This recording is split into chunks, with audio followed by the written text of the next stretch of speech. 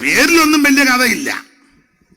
ചില വിഷയത്തിൽ കാസർഗോഡ് പണ്ട് ഒരു യോഗത്തിന്, ഇപ്പോൾ വർഷങ്ങൾക്ക് മുമ്പ് യോഗത്തിന് പോയപ്പോൾ തീവണ്ടി ചെന്നിറങ്ങി, നല്ല ക്ഷീണം.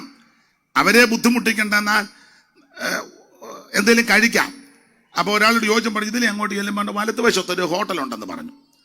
ചെന്നു. അപ്പം ഞാൻ ഹോട്ടൽ കണ്ടു. നല്ല ക്ഷീണം, എന്തെങ്കിലും കിട്ടിയാൽ മതി. വിശപ്പും ഉണ്ടായിരുന്നു. അപ്പോൾ ഹോട്ടലിൻ്റെ പേര് ഞാൻ വായിച്ചു, ആനന്ദവിലാസം ഹോട്ടൽ. ഇപ്പോഴും ഓർമ്മയിലുണ്ട്, ആനന്ദവിലാസം. അകത്ത് കയറി എന്തോ കൊണ്ട് അപ്പവും മുട്ടയും. അയ്യോ, ഒന്നെ കൊണ്ടുവരാൻ പറഞ്ഞു. 2 അപ്പവും 1 മുട്ടയും. എനിക്ക് വന്ന് 10-25 വർഷം മുമ്പാണ്. കൊണ്ടുവന്ന് വിശപ്പ് കൊണ്ട് അപ്പം എടുത്തു. ഇത് ഗ്രേവി മുക്കി മുട്ട പൊളിച്ചപ്പം മുടി ചുറ്റിയിരിക്കുക. ഓന്നൊന്നും വെക്കണ്ട, മുടി നല്ലതാ. പിന്നെ മുടി നല്ലതല്ലേ? എന്ത് സൂക്ഷിച്ച എത്ര നേരം ചീകി ഒതുക്കിയായി ഇവിടെ വന്ന് ഇപ്പം അമ്മിയിരിക്കുന്നേ. ഇല്ലേ, നിങ്ങളൊന്ന് ചിന്തിച്ചേ. അസമയം കാലിൻ്റെ നഖം അത്രയും വൃത്തിയാക്കിയോ? നോക്ക് നഖം എങ്ങനെയാ, മുടി എങ്ങനെയാന്ന്. അപ്പം ഇത് വളരെ നന്നായിട്ടാണ് കൊണ്ട് നടക്കുന്നത്. കുളിച്ചില്ലെങ്കിലും എല്ലാം പറപ്പിച്ച് വൃത്തിയാക്കിയ. കുളിച്ചിട്ട് എത്ര ദിവസമായി ചിലര്.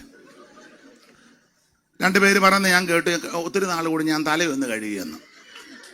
ഞാൻ കേട്ടതാ, ഒത്തിരി നാൾ കൂടി ഇരുന്ന് എന്നാലും വൃത്തിയാക്കിയാ കൊണ്ട് നടക്കുന്നത്. അപ്പം ഞാൻ ഇത് ഒഴിച്ച മുട്ടയിലെ മുടി എനിക്ക് വലിയ വിഷയമൊന്നുമില്ല, ഞാനതങ്ങ് കളഞ്ഞു. മുടി അങ്ങ് കളഞ്ഞു. പക്ഷേ അപ്പത്തിൽ കല്ല് കടിച്ചു. അത് ഇച്ചിരി ബുദ്ധിമുട്ടാണ്. പല്ലും പോയി, വലിയ പ്രയാസമായി. വിശപ്പും ഉണ്ട്. പക്ഷേ ആ കടിച്ചതങ്ങ് മാറ്റിയപ്പം വീണ്ടും എടുത്ത പിന്നെയും കല്ല് കടിച്ചു. പിന്നെ കഴിച്ചില്ല. വളരെ പ്രയാസമായി. എങ്കിലും അവിടെ ചെന്ന് മാനേജർ ഇരിപ്പുണ്ട്. ഇപ്പോൾ ഓർക്കുന്നു, മുറുക്ക് തുപ്പി കടവായി കൂടൊക്കെ ഒഴുകുക. ഷർട്ട് ഇട്ടിട്ടില്ല, ഒരു തോർത്ത്, അത് കരിക്ക് കുത്തിയിടാം. അപ്പം ഞാൻ പരിചയമില്ലാത്ത സ്ഥലവും ഒക്കെ ആണല്ലോ, സൂക്ഷിച്ച് വേണമല്ലോ പെരുമാറാൻ. ഞാൻ ചോദിച്ചവൻ പറഞ്ഞു 23 രൂപ. അന്ന് 23 കൊടുത്തു. ലോകത്തിൽ ഇറങ്ങണമല്ലോ എന്നോർത്ത് ഞാൻ ചോദിച്ചു, പേരെന്തുവാ? പുള്ളി പറഞ്ഞു സുന്ദരം പിള്ള. ഷർട്ട് ഇട്ടിട്ടില്ല, കരിക്ക് കുത്തിയിടാന്ന് പരുവത്തൊരു തോർത്ത്, മുറുക്ക് തുപ്പി കടവായി കൂടെ ഒഴുകി. അല്ല, ഇടയ്ക്കിടയ്ക്ക് പുള്ളി ഇങ്ങനെ വെക്കുന്നുണ്ട്. പേരെന്നാ? അങ്ങേരുടെ പേര് സുന്ദരം പിള്ള, ഹോട്ടലിന്റെ പേര് ആനന്ദ്. ഇത് രണ്ടും അവിടെ ഇല്ലെന്നുള്ളതാണ് സത്യം. എന്ന് പറഞ്ഞ പോലെ പേരെന്നാ? ചാക്കോ വൈദ്യൻ. ഒരു പേരങ്ങ് പറഞ്ഞതേ ഉള്ളൂ. എല്ലാവരുടെയും കാര്യമല്ല, പലർക്കും പേരേ ഉള്ളൂ. മോടെ പേരെന്നാ? മേഴ്സി. കൈ അറത്ത ഉപ്പ് തേക്കുകയല്ല. ഒരു ഇംഗ്ലീഷ് ഇരിക്കട്ടെ, മേഴ്സി. അതിന്റെ മീനിങ് പറ. അവിടെ ദയെന്ന് പറയുന്നത്, ഇവിടെ കരുണയെന്ന് പറയുന്നത്, രണ്ടും ഒന്ന് ആയിക്കോട്ടെ. പാസ്റ്റർ പറയുന്നത് എന്നെ ഉപദ്രവിക്കരുതെന്നായിരിക്കും. എനിക്കറിയാൻ പാടില്ലാത്തത് കൊണ്ട് ചോദിച്ചതാ.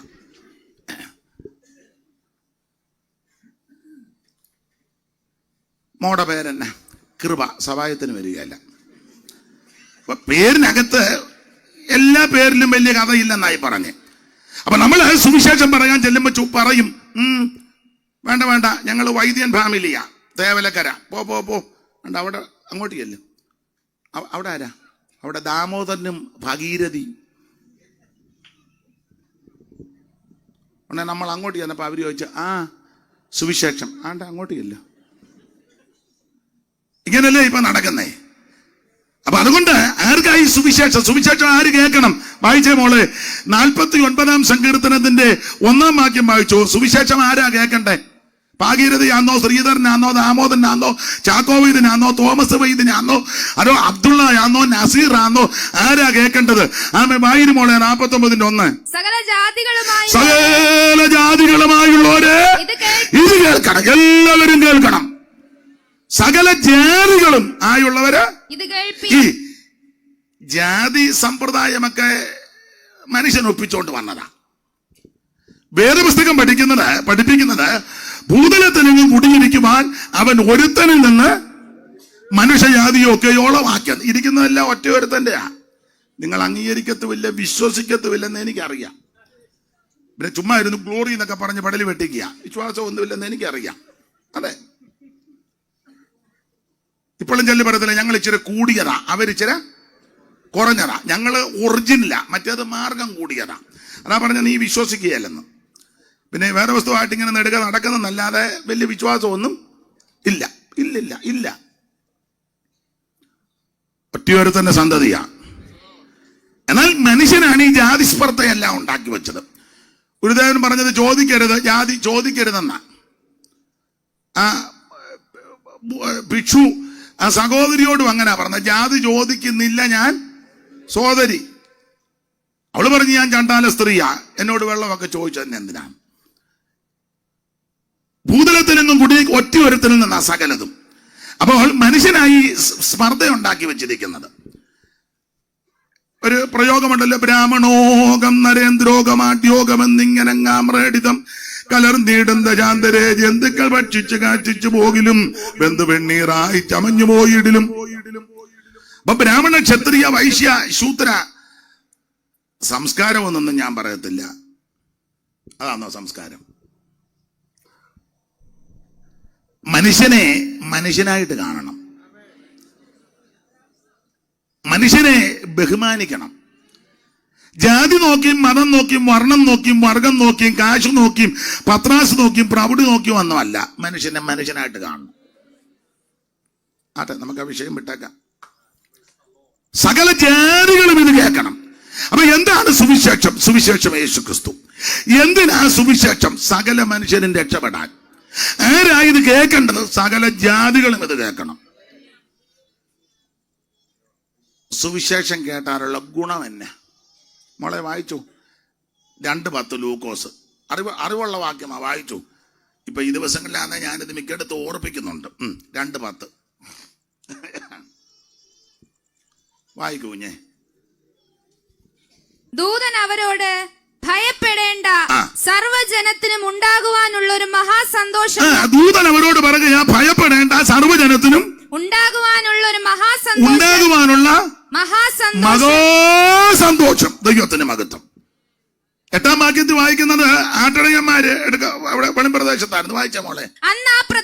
അന്ന് ആ പ്രദേശത്ത് ഇടയന്മാർ രാത്രിയിൽ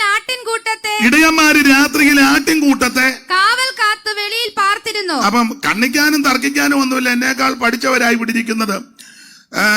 ഡിസംബർ 25 ഇപ്പൊ ഇവിടെ ക്രിസ്തുമസ്. വേറെ രാജ്യത്ത് ജനുവരി 7. ഇപ്പൊ യേശു ഓരോ മാസവും ജനിക്കണമെന്നുള്ളതാ. കേരളത്തിൽ വന്ന് ഇന്ത്യ വന്ന് ഡിസംബർ 25 ജനിക്കണം. റഷ്യയിലൊക്കെ പോയി ജനുവരി. എന്റെ യേശുവേ നിന്റെ ഗതികേട്. ആട്ടെ, സ്തോത്രം. നമുക്കിപ്പോ തർക്കിക്കണ്ട. അപ്പം എന്തായാലും യേശു ജനിച്ചു. വേദ പഠിതാക്കൾ ഇതിനെ പറ്റി നന്നായി പഠിച്ചവര് ഇന്നും ഞങ്ങളുടെ ചർച്ചിൽ ഒരാൾ പറഞ്ഞപ്പോൾ അത് ശരിയായിട്ട് കുറച്ചുകൂടെ പറഞ്ഞു. കർത്താവിന്റെ ദാസൻ ഡിസംബർ മാസം ജനിക്കാൻ സാധ്യതയില്ല. കാരണം ഇടയന്മാര് വെളിയിൽ കിടക്കുക. ഈ തണുപ്പത്ത് ആരാ വെളിയിൽ കിടക്കുന്നേ? ഒന്നുകൂടെ വായിച്ചേ മോളെ, 8-ാം വാക്യം. അന്ന് ആ പ്രദേശത്ത് ഇടയന്മാർ രാത്രിയിൽ ആട്ടിൻകൂട്ടത്തെ കാവൽ കാത്ത് വെളിയില. ഈ തണുപ്പത്ത് ആരാ വെളി? ആരും കിടക്കുകയല്ല. അപ്പം മനസ്സിലായി കാണുമല്ലോ. 25 പിന്നെ ഒരു കണക്കിരിക്കട്ടെ. കാരണം എന്തെല്ലാം കാര്യങ്ങളാ ആൾക്കാർക്ക് ഈ ദിവസങ്ങളിൽ സാധിക്കുന്നേ. ഗവൺമെന്റിന് ലാഭം അറിയാമല്ലോ. എന്ത് മര്യാദരാമന്മാരായിട്ടാണ് നിൽക്കുന്നേ, ഇല്ലേ? അതെ, വളരെ എന്ത് വിനയമാണെന്നറിയാമോ. അതേസമയം നമ്മളൊരു കല്യാണം നടത്തി അല്പം ദൈവദാസന്മാർ ശുശ്രൂഷ മുൻപോട്ട് പോയാൽ ഇവനെല്ലാം കടന്ന് മുണ്ടും മടക്കി കുത്തി ആരാടാം ഏതവനാടാം നിർത്തി. ഉടനെ വീട്ടുകാരോട് പക്ഷേ പെട്ടെന്ന് നിർത്തിക്കും. ഉടനെ ചെറുക്കനോട് പറയണ്ടേ, പെണ്ണിനോട് പറയണ്ടേ. പിന്നെ അവരെല്ലാം നേരത്തെ പറഞ്ഞേച്ചായിരിക്കുന്നത് കൊണ്ട് അവർ പറയേണ്ടതെല്ലാം പറഞ്ഞു പോകേണ്ടിടത്തെല്ലാം പോയി ചാവന്ന അവരിയ്ക്കുന്നേ.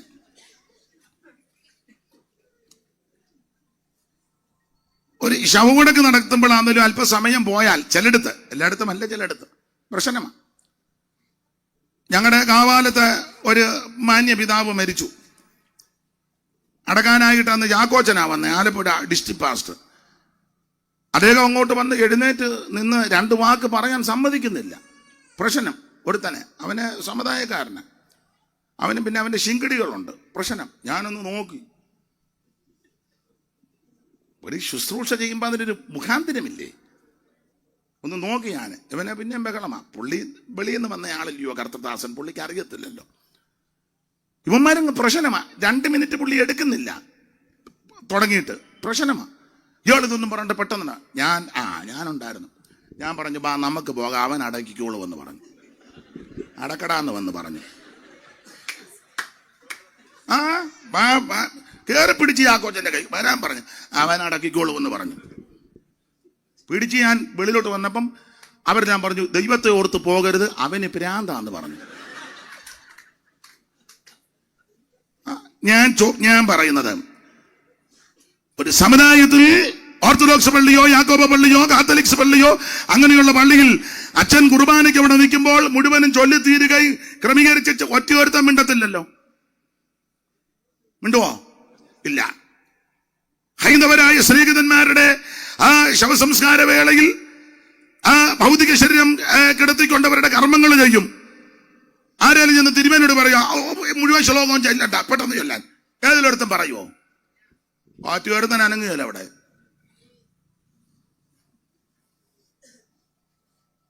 മുസ്ലിം സമുദായത്തിലുള്ളവരും അവരുടെ കർമ്മങ്ങൾ, അവരുടെ ആചാരങ്ങൾ അനുസരിച്ച് ഇത് ആരെങ്കിലും കയറി ഉടക്കുവോ?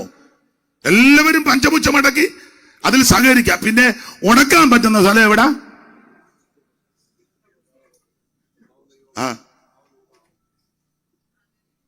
വരാൻ പറഞ്ഞു, അവൻ അടക്കിക്കൊള്ളൂ എന്ന് പറഞ്ഞു. അപ്പൊ പിന്നെ പ്രശ്നമായി.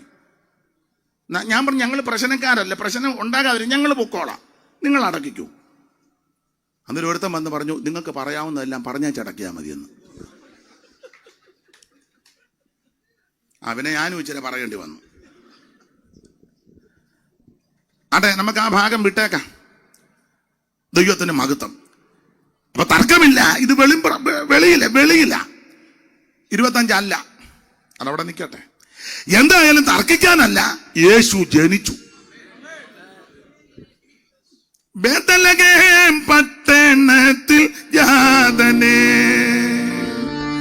ബേത്ലഹേം പട്ടണത്തിൽ ജാതനേ, ബഹുജ്ഞാനികൾക്കുള്ളിരിക്കും, ജ്ഞാനികൾക്കുള്ളിരിക്കും വേദവേദാന്തനെ, ബേത്ലഹേം പട്ടണത്തിൽ ജാതനേ, കന്നി മറിയ പെറ്റ പൈതലേ, കന്നി മറിയ പെറ്റ പൈതലേ, എന്നും സ്തുതിപ്പവർക്ക്, എന്നും സ്തുതിപ്പവർക്ക് ഭയമേകും കാതലേ, ബേത്ലഹേം പട്ടണത്തിൽ ജാതനേ, ബേത്ലഹേം പട്ടണത്തിൽ ജാതനേ. ദൈവത്തെ സ്തുതിക്ക്. അപ്പോൾ യേശുക്രിസ്തു ബേത്ലഹേമിൽ ജനിക്കുമെന്ന് മീകാ പ്രവചിച്ചല്ലോ. ജനിച്ചു. തർക്കിക്കാനൊന്നുമില്ല, തർക്കിക്കാൻ വിജയിക്കത്തുമില്ല. യേശു ജനിച്ചു. ബേത്ലഹേം വായിച്ചേ മോളെ, മീക 5:2. അറിവുള്ള വാക്യമെങ്കിലും വായിച്ചു. പെട്ടെന്ന് വായിക്കും. നീയോ ബേത്ലഹേം എഫ്രാത്തേ, നീയോ ബേത്ലഹേം എഫ്രാത്തേ, നീ യഹൂദാ സഹസ്രങ്ങളിൽ ചെറുതായിട്ടിരുന്നാലും ഇസ്രായേലിന് അധിപതിയായിരിക്കുന്നവൻ എനിക്ക് നിന്നിൽ നിന്ന് ഉത്ഭവിച്ചു വരും. നീ ഇസ്രായേൽ സഹസ്രങ്ങളിൽ ചെറുതാ. എന്റെ വിഷയമല്ലെങ്കിലും ഒരു നടത്തിപ്പിൽ അങ്ങ് പോവുക. ദൈവത്തിന്റെ മഹത്വം. മീഖാപ്രവചനത്തിലെ പ്രതിപാദ്യ വിഷയം തന്നെ നമുക്കറിയാം. സ്തോത്ര ന്യായപതിയുടെ ദൂതൊക്കെ പറയുന്നുണ്ട്. മീഖാപ്രവചനത്തിലെ പ്രധാനപ്പെട്ട വാക്യമാ 6-ാം അധ്യായത്തിന്റെ 8-ാം വാക്യം. 6:8 വായിച്ചോ മോളെ. മനുഷ്യ, നല്ലതെന്തെന്ന് അവൻ നിനക്ക് കാണിച്ചു തന്നിരിക്കുന്നു. നല്ലതെന്തെന്ന് ദൈവം തമ്പുരാൻ കാണിച്ചു തന്നിരിക്കുക. എന്തുവാ? ന്യായം പ്രവർത്തിപ്പാനും. ഒന്ന് ന്യായം പ്രവർത്തിക്കണം, ദയാതൽപരനായിട്ടിരിക്കണം. പിന്നെ നിന്റെ ദൈവത്തിന്റെ സന്നിധിയിൽ നിന്നെ തന്നെ താഴ്മയോടെ നടപ്പാനും. ഇത്ര ഉള്ളു ദൈവം ഇഷ്ടപ്പെടുന്നത്. ന്യായം പ്രവർത്തിക്കണം, ദയാതൽപരനായിരിക്കണം, ദൈവസന്നിധിയിൽ താഴണം. ന്യായം, അന്യായത്തിന് കൂട്ടു നിൽക്കരുത്. ചേട്ടന്റെ അനിയന്റെ വസ്തു ഒന്നും അടിച്ചു മാറ്റരുതെന്നായി പറഞ്ഞത്. ചേട്ടനോ അനിയനോ പെങ്ങളോ ഒക്കെ അമേരിക്കയിലോ ഗൾഫിലോ അവരവിടെ പോയി ഇനി വരികയല്ല. എന്നാ പിന്നെ എങ്ങനെയും കള്ളയാധാരം ഉണ്ടാക്കി അപ്പച്ചൻ ചാകാനായിട്ട് ഇങ്ങനെ വിരല് പിടിച്ച് അമ്മക്ക് ഉപ്പും മേടിച്ചു. നീ ശരിയാകുകയല്ല. അങ്ങനെയുള്ള വിദ്വാന്മാരെ എനിക്കറിയാമെന്ന്. ഞാൻ പേര് പറയണോ ജോസ് മാസ്റ്ററെ? വേണ്ട, ആട്ടെ. ഉണ്ടെന്ന്, വലിയ വിദ്വാന്മാരുണ്ടെന്ന്. എടാ, ചേട്ടനുള്ളതാന്നേലും അനിയനുള്ളതാന്നേലും പെങ്ങൾക്കുള്ളതാന്നേലും കൊടുക്കേണ്ടത് കൃത്യം കൊടുക്കണം. അടിച്ചു മാറ്റിയാൽ നിനക്ക് നിന്റെ സന്തതിക്കും ഗുണം വരികയല്ല. കൈ വെടിപ്പായിരിക്കണം. കൈ മലർത്തുമ്പോ ഇതിനകത്ത് ആകൃതി ഒന്നും കാണരുത്. പർവ്വതത്തിൽ ആര് കേഴുമെന്ന് ചോദിച്ച ആൻസർ പറഞ്ഞു, വെടിപ്പുള്ള കയ്യെ. ഏണി വച്ചൊന്നും കയറുന്ന നിലവല്ലത്. എന്നെ എല്ലാവർക്കും ഒരു അരുതാഴിയെ പോലെ. ഞാൻ ഇച്ചിരി സമയം കൂടെ എടുത്തോട്ടെ. ആട്ടെ. പോലീസ് വരിക എന്നെ പറ, അയാളെ പിടിച്ചോണ്ട് പൊക്കോളാൻ പറ. നിങ്ങളങ്ങ് പൊക്കോ. അത്രേ ഉള്ളൂ. ഞങ്ങളെ കോവിഡിൻ്റെ സമയത്ത് യോഗം നടത്തി. അപ്പം ഭയങ്കര പ്രശ്നമുള്ള സമയമാണ്. നിങ്ങൾ ഇനി അത് പറഞ്ഞ് തർക്കം ഉണ്ടാക്കണ്ട. ഇങ്ങോട്ട് നോക്കി ഇനി അത് പറഞ്ഞ് വേണ്ട. രണ്ടുപേരെ ഞാൻ മാറ്റിയിരുത്തും. അപ്പം വലിയ പ്രശ്നമായപ്പം ന്യൂസ് വന്ന് നാളെ ആരും കൂടരുത്. അപ്പോൾ ഒരുത്തൻ എന്നെ വിളിച്ച് പറഞ്ഞു, ഇന്ന് പോലീസ് വരുമെന്ന് പറഞ്ഞു. പോലീസ് ഇവിടെ വരും. ഞാൻ പറഞ്ഞടാ, പോലീസ് വരുമ്പം നീ എൻ്റെ വാതുക്ക് എന്ന് പറയണം, എൻ്റെ പൊന്ന് സാറേ അയാൾ ഒറ്റ ഒരുത്തനാന്ന് എന്നെ ചൂണ്ടിക്കാണിക്കണം. നീ എന്നിട്ട് ഒറ്റ ഓട്ടം ഓടിക്കണം നിന്റെ മെമ്പളെയും വിളിച്ചോണ്ട്. അയാളാന്ന് പറഞ്ഞേക്കണം എന്നെ. അവിടെ പോലീസൊന്നും വന്നില്ല. ന്യായമായ ചില കാര്യം പറയട്ടെ. ന്യായമാണെന്ന് അംഗീകരിച്ചാൽ മതി. ന്യായം പ്രവർത്തിക്കണമെന്നാണല്ലോ. ചില ഇടങ്ങളിൽ ചെല്ലുമ്പോൾ റോഡ് ബ്ലോക്ക് ആക്കിയാണല്ലോ പരിപാടി നടക്കുന്നേ. ഇപ്പോഴും ഞാൻ തിരിച്ചു വിട്ടില്ലേ? പോലീസില്ലേ അവിടെങ്ങും? അല്ല, പോലീസ് നിന്നാണല്ലോ കാണിക്കുന്നു പോകാൻ.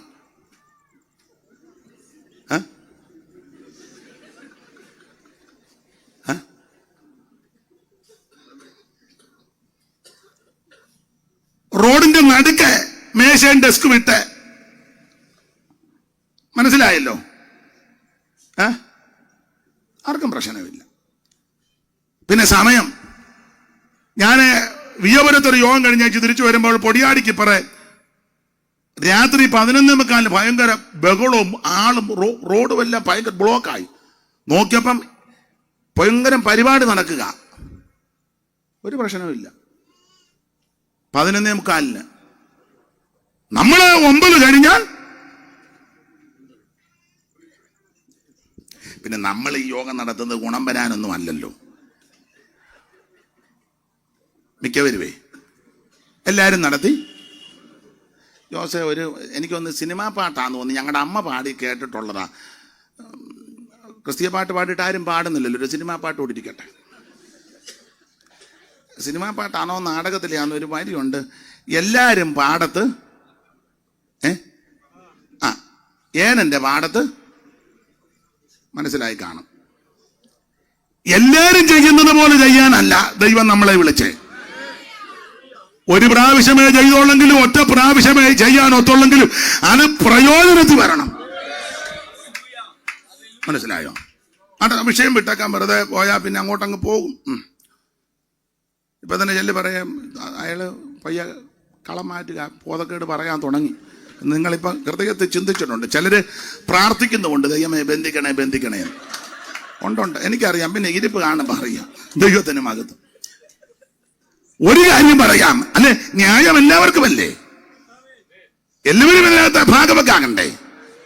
അപ്പൊ ദൈവം ഉദ്ദേശിക്കുന്നത് ഒന്ന് ന്യായം പ്രവർത്തിക്കണം, ന്യായമായിരിക്കണം, അതിന് മാന്തരുത്.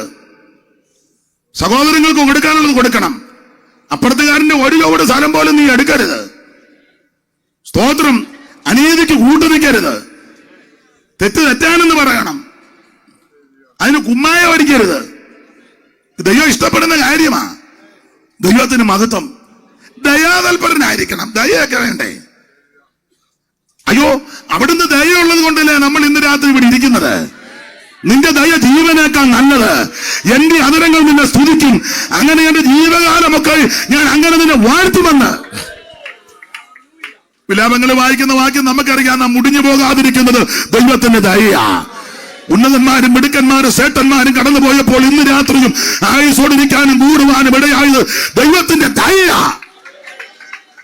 കാത്ത് കൃപകീൻ കാലം മുഴുവൻ നീ കൈവിടാതെ കൺമണി പോലെ. കാത്ത് കൃപകീൻ കാലം മുഴുവൻ നീ കൈവിടാതെ കൺമണി പോലെ. കലങ്ങിയുള്ള നീയും നേരാ, കലങ്ങിയുള്ള നീയും നേരോ അരികിൽ വന്നേകി ആശ്വാസം അരികിൽ വന്നേകി. മമനാല നിൻ പ്രേമത്താലേ, മമനാല നിൻ പ്രേമത്താലേ നിറയുന്നേയൻ ഉള്ള നിന്നേരം, നിറയുന്നേയൻ ഉള്ള നിന്നേരം.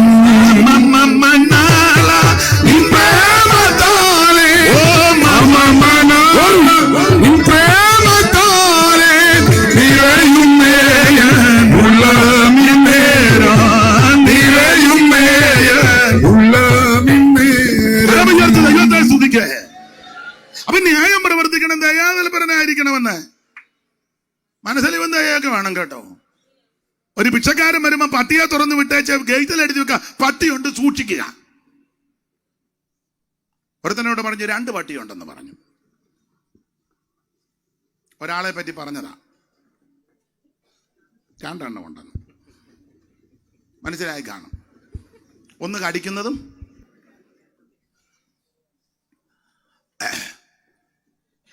എടാ ഭിക്ഷക്കാരനാ വരുന്നെങ്കിൽ 10 രൂപ കൊടുക്കണ്ടേ? കൊടുക്കണം. രാവിലെയാ വരുന്നെങ്കിൽ എന്തുവാ ജോസേ, എന്തുവാ എന്നാ പറ്റി, തെറ്റിച്ചോ ഞാൻ? പിന്നെ പോണമെന്ന് പറയാമോ മോണിറ്റർ? എനിക്ക് അനുകൂലമല്ലേ? അതങ്ങനെ വേണം. പിന്നെ എനിക്ക് അനുകൂലമാ എന്നാ പറഞ്ഞു. അപ്പൊ ശ്രദ്ധിക്കുക, ഒരു കരുണ വേണ്ടേ, കരുണ വേണ്ടേ, ദയ വേണ്ടേ?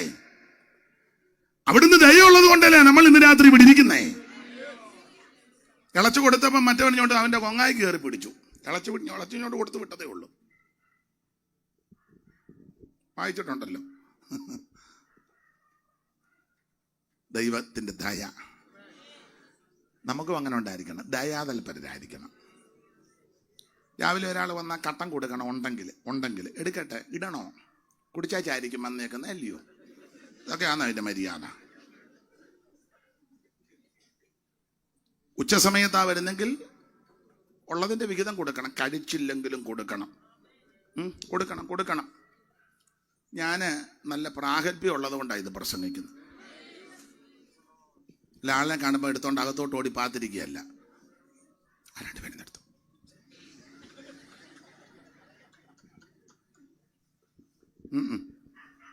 വരാൻ പറയണം.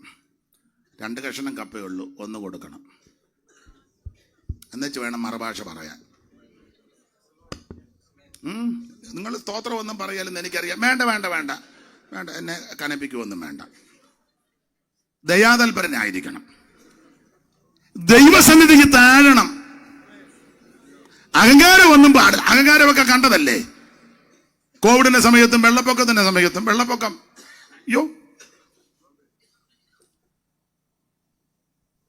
ഞാൻ എപ്പോഴും പറയുന്നതാ. ഒരു സ്ഥലത്ത് ചെന്നപ്പം യോഗം കഴിഞ്ഞപ്പം ഞാൻ ചോദിച്ചു, കൊച്ചമ്മേ അവര് നമ്മുടെ സഭയിലാണോ? പിന്നെ നമ്മുടെ സഭയില്ല. നിർത്തുന്നതിന് മുന്നേ ഞാൻ ആ ഭാഷ പറയുന്ന പിണങ്ങരുത്. അവര് പറഞ്ഞത് പറയുക. എനിക്കത് പറയാൻ താല്പര്യം ഉണ്ടായിട്ടല്ല. അവര് പറഞ്ഞത് അതുപോലെ പറയും, എന്നല്ലേ മനസ്സിലാവുള്ളൂ. ഞാൻ നിങ്ങളുടെ സഭയിലില്ല. മരക്കാന്മാരാണ് എന്നോട് പറഞ്ഞതാ. അല്ല, നാളുകൾ കഴിഞ്ഞപ്പോഴേ വെള്ളം പൊങ്ങി, മുറ്റത്തും കയറി, ഗേറ്റും തുറക്കാൻ മേല, മതിലും ചരിഞ്ഞു, തിണ്ണയിലും കയറി, സിറ്റൗട്ടും കാർപോർച്ചും അകത്തെ മുറിയിലും കയറി, രണ്ടു നേരം മണ്ട കയറി ഈ പന്നം പിടിച്ച തള്ള വെള്ളം കുടിച്ച് തൊലയാതിരിക്കാൻ ഇവരാരെ ആക്ഷേപിച്ചോ ആ മാന്യ സഹോദരന്മാര് വള്ളവുമായിട്ട് വന്ന ഈ പൊണ്ണി തള്ളേനെ എടുത്ത് ഇനി ഇത് കുറച്ച് പിന്നെയും പറയണം, അതോ ഇത്രയും പോരെ? വേണേ പറയാം. അല്ല, പ്രസ്പിറ്ററോട് ചോദിച്ചാകാമല്ലോ എന്ന് ഓർത്താ. അഹങ്കരിക്കരുത് നീ, ദൈവം പിടിക്കും.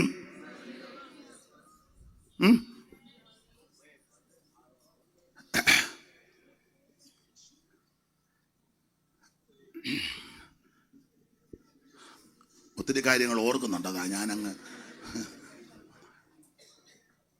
അല്ല, ഇത് പറയുന്ന തന്നെ എന്ത് പറയുന്നേ, ഒരു സുവിശേഷ വേലക്കാരി ഉള്ള കാര്യ, കാരണം കൊമ്പുണ്ട്. സുവിശേഷ വേല കാരി, അവര് പെയ്ത്തോമില്ല, അവള് താമസിക്കുന്നതിന്റെ തൊട്ട് താഴെ അവര് CSI പശ്ചാത്തലത്തിലുള്ള ഒരു മാന്യ കുടുംബം, ഉദ്യോഗസ്ഥരാ, പക്ഷെ ദൈവത്തെ ഭയമുള്ളവരാ, നല്ല പൊസിഷനിൽ. അവരുടെ മകൻ ഒരു പുരോഹിതനുമാണ്. അപ്പം ആ കൊച്ചമ്മ ഇടയ്ക്ക് ഈ കോളിലൊക്കെ യോഗത്തിന് വരും. നേരത്തെ ഇരുന്ന പാസ്റ്ററും കുടുംബവും അങ്ങ് പോയി, നല്ല അടുപ്പമായിരുന്നു. രണ്ടാമത് വന്ന കുടുംബം, അവൾ ഇച്ചിരി കേമിയ, ഇച്ചിരി ജാതിസ്പർദ്ധയുള്ളവളാ. അങ്ങനെ ചില അവളുമാരുണ്ടല്ലോ, ഉണ്ടെന്ന് പേര് പറയണേ, പേര് പറയാം. അപ്പോൾ ഒരിക്കൽ പിള്ളേരുമായിട്ട് അങ്ങോട്ട് ഇറങ്ങിയപ്പോൾ താഴത്തെ CSI കാരി, ആ മാന്യമാതാവ് റിട്ടയർഡായി. അവർ പറഞ്ഞു, അയ്യോ കുഞ്ഞുങ്ങളുമായിട്ട് ചക്കപ്പഴം തരാമെന്ന് പറഞ്ഞു. ചക്കയുടെ സമയമാണ് ആദ്യമായിട്ടും. ഉടനെ അവൾ പറഞ്ഞു, പിള്ളേർ ചക്ക കഴിക്കുകയല്ല, ചക്ക കഴിക്കാതെയല്ല, ആ വീട്ടിൽ നിന്ന് ഇവര് കൂടിയതല്ലേ, മറ്റവര് മനസ്സിലാകുന്നില്ലേ? നിങ്ങൾ പിന്നെ പൊട്ടമാടത്ത് ഇരിക്കും പോലെ ഇരിക്കുന്നേ.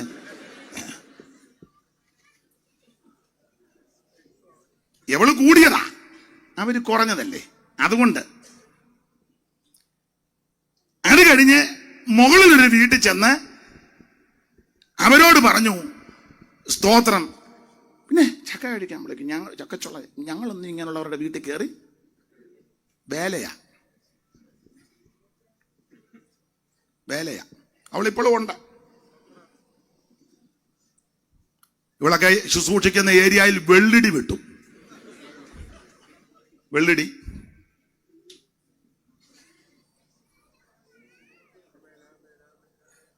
ശരിയല്ല. എല്ലാവരും ഇത്തരക്കാരല്ല. അല്ല, മര്യാദക്ക് ജീവിക്കുന്നവർക്കും കൂടെ ഈ കോടാലിയെല്ലാം എന്ത് ദോഷമാണെന്നറിയാവോ? എത്ര മാന്യ കർത്തൃദാസിമാര്, എത്രയോ അന്തസ്സുള്ള, മാന്യരായ, സമർപ്പണമുള്ള, വിനയമുള്ള, വിധേയത്വമുള്ള എത്രയോ ബഹുമാന്യ സ്ത്രീകളുണ്ട്. അവരെ ഓർത്ത് ദൈവത്തെ സ്തുതിക്കുക. എല്ലാരും മോശക്കാരുമല്ല, ഉണ്ടിനിടയിൽ ഇങ്ങനെ അഹങ്കാരം പാടില്ല. അല്ല,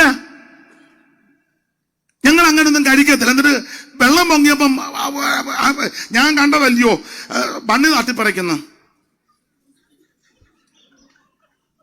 അവൾ ഈ ചിക്കൻ മാത്രമേ യൂസ് ചെയ്യുള്ളൂ. മോളെ പറ്റി ചിക്കൻ. അച്ചായനോ, അയ്യോ ഡാഡി മട്ടന്, കുട്ടൻ തിന്നവനാ അവനിപ്പോ മട്ടന്. മോനെ അവന് ഈ ബീഫ് ഒത്തിരി ട്രൈ ആകാതെ ഒലത്തി കൊടുക്ക. വെള്ളം പൊങ്ങിയപ്പോഴോ മട്ടനും വേണ്ട, ചിക്കനും വേണ്ട, ഒലത്തും വേണ്ട, ബണ്ണും പഴവും. കണ്ടതല്ലേ ഇതൊക്കെ? കണ്ടതല്ലേ? അയ്യോ, ഞാൻ നല്ല ഡ്രസ് ഇടാതെ എങ്ങും, എനിക്ക് എവിടെയും പോണേ പുതിയ ചുടിദാറിലെ സാരി, ഷർട്ട്. ഞാൻ വാൻ ഹുസൈനെ ഇവിടെ വെള്ളം പൊങ്ങിയപ്പോ ഒരു അന്തേം തള്ളയും കൂടെ ഹെലികോപ്റ്ററും കണ്ട് വന്ന് കയറ്റി. അയാൾക്ക് അടിവസ്ത്രം പോലും ഇല്ല. എന്താ തള്ള വിളിച്ച് പറഞ്ഞത് ഞാനും കേട്ടതാ ഫോണിൽ കൂടെ. കേട്ടില്ലേ അതൊന്നും? എന്റെ എടാ ചായനെ എന്നെയും കൂടെ കേട്ടില്ലേ നിങ്ങളാരും? ഞാൻ കേട്ടതാ. തിരുവനന്തപുരത്ത് അങ്ങാണ്ട് കൊണ്ട് ഇറക്കിയെന്ന്. കുറ്റം പറഞ്ഞതല്ല, ചിരിച്ചു വിടുകല്ല. ഇതൊക്കെ നമ്മൾ ചിന്തിക്കേണ്ട കാര്യമാണ്. ചിന്തിക്കണ്ടേ? ഞാൻ എല്ലാ മെത്തയിലും കിടക്കല്. എനിക്ക് പ്രത്യേക മെത്തയാ. എല്ലായിടത്തും തോന്നുന്നു ഞാൻ അങ്ങനെ വെള്ളം വങ്കിയമ്മാണ്ട ക്യാമ്പിൽ പോയി ബെഞ്ചാ കിടക്കുന്നത്. നിനക്കിപ്പോ മെത്ത വേണ്ടേടാ. അഹങ്കരിക്കരുത്, ഒരെണ്ണം അഹങ്കരിക്കരുത്. ദൈവസന്നിധി താഴണം.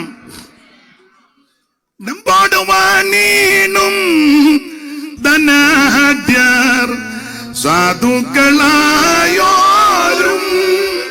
ഡംബോട് വാണിടും. ധനാഢ്യർ സാധുക്കളായോരും എല്ലാരും അന്ത്യ ഒരുപോലെ ലോക. എല്ലാരും അന്ത്യ ഒരുപോലെ ലോകം ഇല്ലാതെ വെടിഞ്ഞിടും. നീയതു മറക്കാതെ. എല്ലാരും അന്ത്യ ഒരുപോലെ ലോകം. എല്ലാരും അന്ത്യ ഒരുപോലെ ലോകം ഇല്ലാതെ വെടിഞ്ഞിടും. നീയതു മറക്കാതെ. ആനന്ദമേറും നിൻ ജീവകാലം മറയും നിഴൽ പോലെ. നീയതു മറക്കാതെ. ജ്ഞാനത്തിലും ധനവാൻ തന്നെ ധനത്തിലും ബലവാൻ ധനത്തിലും പ്രശംസിക്കരുത്. വല്ലതും പുകിടാനുണ്ട് പ്രിയരെ, കാൽവരി ക്രൂശില.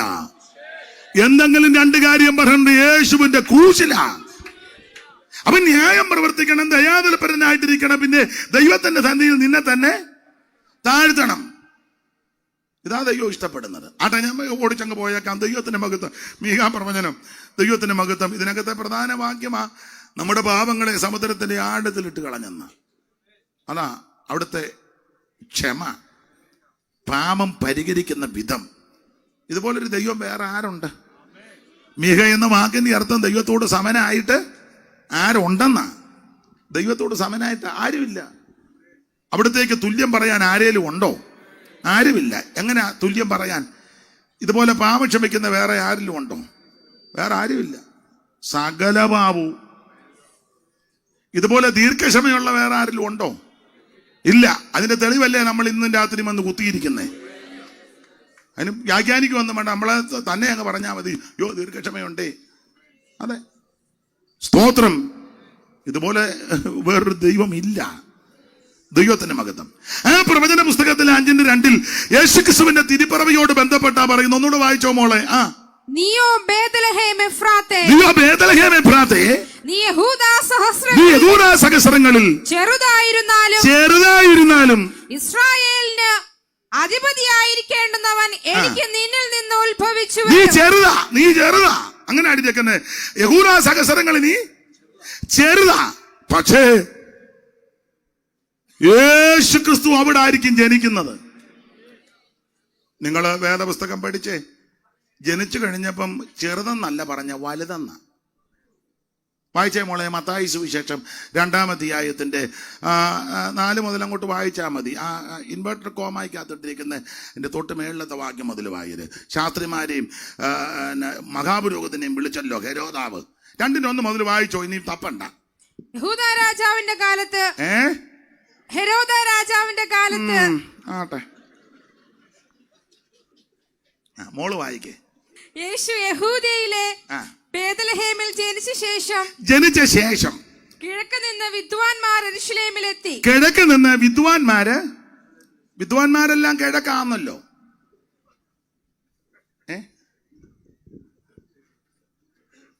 പലസ്തീന്റെ അവിടെ നിന്ന് ചിന്തിച്ചാൽ കിഴക്ക് എവിടായിട്ട് വരും? അല്ല, രാജ്യങ്ങൾ നോക്കുമ്പോഴേ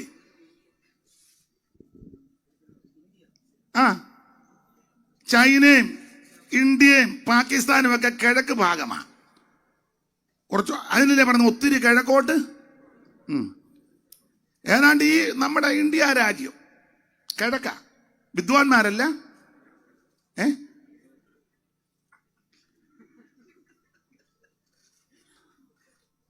ഇതിപ്പോ കാണുമ്പോ അറിയാമല്ലോ വിദ്വാൻമാരെ. മോള് വായിച്ചോ, മോള് വായിക്കേ. യഹൂദന്മാരുടെ രാജാവായി പിറന്നവൻ എവിടെ? അവിടെ ചെന്ന് ചോദിക്കുക, യഹൂദന്മാരുടെ രാജാവായിട്ട് പിറന്നവൻ വായിര്. ഞങ്ങൾ അവന്റെ നക്ഷത്രം കിഴക്ക് കണ്ട് അവനെ നമസ്കരിപ്പാൻ വന്നിരിക്കുന്നു എന്ന് പറഞ്ഞു. ഹെരോദ രാജാവ് അത് കേട്ടിട്ട് അവനും യെരൂശലേം ഒക്കെയും ഭ്രമിച്ച് ജനത്തിന്റെ മഹാപുരോഹിതന്മാരെയും ശാസ്ത്രിമാരെയും എല്ലാം കൂട്ടിവരുത്തി അവത്തങ്ങളെ കൊണ്ടുവന്നു. മഹാപുരോഹിതൻ കാര്യങ്ങളൊക്കെ അറിയാം. ഓരോ ആണ്ടിൽ പുരോഹിതനുണ്ടല്ലോ. ശാസ്ത്രിമാര് ഇത് മുഴുവൻ അരച്ചു കലക്കി കുടിച്ചു വെച്ച ശാസ്ത്രി. കടുത്തലൊക്കെ അതിന്റെ ഓരോ വർഷം 20 വർഷവും കണ്ടു കഴിയുമ്പോഴാണ് പട്ടം കൊടുക്കുന്നല്ലേ. തൂക്കിയിട്ടിട്ടുണ്ട്. നമ്മുടെ ആൾക്കാർക്ക് ഡോക്ടറേറ്റ് കിട്ടും പോലെ. നമ്മൾ വീട്ടിൽ ചെല്ലുമ്പോൾ നിരത്തി വെച്ചിരിക്കുക. പുസ്തകക്രമം പോലും ചിലതിനറിയാൻ മേല. അത് വേറൊരു വിഷയം, പോട്ടെ. ഇവര് നന്നായിട്ട് അറിയാം ശാസ്ത്രിമാര്. അവരെ വിളിച്ചു, മഹാപുരോഹിതന്മാരെ ശാസ്ത്രിമാരെ വിളിച്ചു. അടുത്തത്, ക്രിസ്തു എവിടെയാകുന്നു ജനിക്കുന്നത് എന്ന് അവരോട് ചോദിച്ചു. പുള്ളിക്ക് ഇതിനെ പറ്റി വെളിവില്ല. വെളിവുള്ളവനാണ് ചോദിക്കുന്നത് എവിടാ ജനിക്കുന്നത്. അടുത്തത്, അവർ അവനോട് ഉടനെ മഹാപുരോഹിതന്മാരും ശാസ്ത്രിമാരും രാജാവിനോട് പറയുകയാ, യഹൂദയിലെ ബേത്ലഹേമിൽ തന്നെ. യഹൂദയിലെ ബേത്ലഹേമിൽ തന്നെ. അടുത്തത്, യഹൂദ്യ ദേശത്തിലെ ബേത്ലഹേമേ, നീ യഹൂദ്യ പ്രഭുക്കന്മാരിലൊട്ടും ചെറുതല്ല. മീക പറഞ്ഞിരിക്കുന്നത് ചെറുതാന്ന. പക്ഷേ ലോകരക്ഷകനാകുന്ന യേശു ക്രിസ്തുവിന്റെ തിരുജനനം കൊണ്ട് ഈ ചെറുപ്പം മാറി വലുപ്പത്തിലേക്ക് വരിക. ഇന്ന് രാത്രി നിന്റെ കുടുംബത്തിൽ നീ ചെറുതായിരിക്കും, സഹോദരങ്ങളിൽ നീ ചെറുതായിരിക്കും, ദേശത്ത് നീ ചെറുതായിരിക്കും, ചാർച്ചക്കാട് നടുവിൽ നീ ചെറുതാ. പക്ഷേ യേശു നിന്റെ ഹൃദയത്തിൽ ജനിച്ചാൽ, യേശു നിന്റെ ഉള്ളത്തിൽ ജനിച്ചാൽ, നിന്റെ അരാജകത്വവും പരാജയവും തകർച്ചകളും മാറ്റി നിന്നെ ഉയർത്തുവെന്നായി പറഞ്ഞത്. അതാ യേശുവിന്റെ തിരുപ്പിറവിയുടെ വിശേഷത. മിക വായിച്ചത് ചെറുതാണ്. പക്ഷേ രക്ഷകന്റെ ജനനത്തോട് പറയാ, ആ ചെറുപ്പമെല്ലാം മാറ്റി. ഒട്ടും ചെറുതല്ല. ദൈവത്തിന് മഹത്വം. നമ്മുടെ കർത്താവിന്റെ തിരുപ്പിറവി, തിരുജനനം എത്ര ശ്രേഷ്ഠമാ. ദൈവത്തിന് കന്യകാസുതനായി തരയിൽ വന്നുദിച്ച ധന്യനിമാനുവൽ ഇവൻ താനേ. കന്യകാസുതനായി തരയിൽ വന്നുദിച്ച ധന്യനിമാനുവൽ ഇവൻ താനേ. ഇവനെ ഇവനെ ഇവനെ ഇവനെ ക്രിസ്തേശുരക്ഷകൻ ഇവൻ താനേ. ഇവനെ ഇവനെ ഇവനെ ഇവനെ ക്രിസ്തേശുരക്ഷകൻ ഇവൻ താനേ. യൂതന്മാരനുദിനങ്ങാന്മാർ കാത്തു നിന്ന ദൈവത്തിൻ നിശികായും ഇവൻ താനേ. യൂതന്മാരനുദിനങ്ങാന്മാർ കാത്തിരുന്ന ദൈവത്തിൻ നിശികായും ഇവൻ താനേ.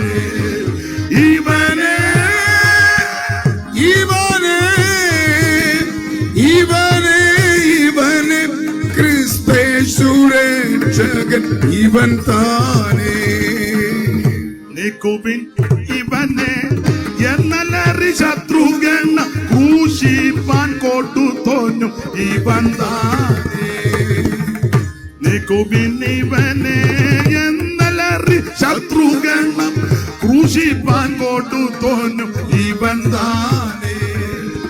ഇവനെ ഇവനെ ഇവനെ ഇവനെ ക്രിസ്തേശുരക്ഷകൻ ഇവൻ താനേ. കരമുയർത്തി ദൈവത്തെ സ്തുതിക്കുക. യേശു ക്രിസ്തുവിന്റെ തിരുപ്പിറവി അവിടുന്ന് ജനിച്ചത് ബേത്ലഹേമില, യഹൂദയിലെ ബേത്ലഹേം. അങ്ങനല്ലേ മോളെ? മോളെ വായിച്ചേ മോളെ. മോളെ വായിക്കേ. യഹൂദയിലെ ബേത്ലഹേമിൽ തന്നെ. യഹൂദയിലെ അതിനെ യഹൂദയിലെ ബേത്ലഹേം എന്ന് പറഞ്ഞേക്കുന്നേ. യഹൂദയിലെ ബേത്ലഹേം. ബേത്ലഹേം രണ്ടുണ്ട്. സെബുലൂൻ മക്കൾക്ക് അവകാശമായി കൊടുത്ത സ്ഥലത്തൊരു ബേത്ലഹേം ഉണ്ട്. അതിനാ എടുത്തു പറഞ്ഞത്. യോശുവയുടെ പുസ്തകം എടുക്കും മോളെ. 19 എടുത്തേ. 19ന്റെ 10 എടുക്ക്. പെട്ടെന്ന് സമയം പോകുന്നു. സെബുലൂൻ മക്കൾക്ക് കുടുംബം കുടുംബമായി മൂന്നാമത്തെ നറുക്കു വന്നു. അടുത്തത് അവരുടെ അവകാശത്തിന്റെ അതിർ സാരീത് വരെ ആയിരുന്നു.